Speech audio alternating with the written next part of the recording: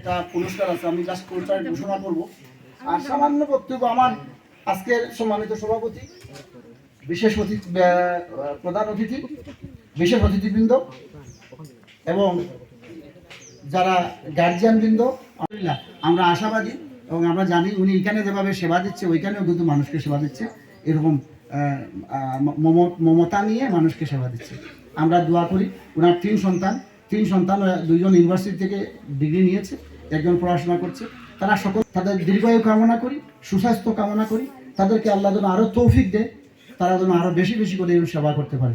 আমি আর ওই এদিকে যাচ্ছি না, এখন আমি একটু পুরস্কার মা গার্জিয়ান আসছিলাম, আমরা অবশ্য অনুরোধ করেছিলাম, আমরা যদি সুযোগ থাকতো, সময় থাকতো, মাদেরকে নিয়ে, আমাদের ম্যামকে নিয়ে, আমাদের চিফ গেস্ট ম্যামকে নিয়ে, বিশেষ অতিথি ম্যামকে নিয়ে আমরা আলাদা একটা অনুষ্ঠান করতাম আধা ঘন্টা, কিন্তু সময় না থাকার কারণে আমরা আলাদা করলাম না।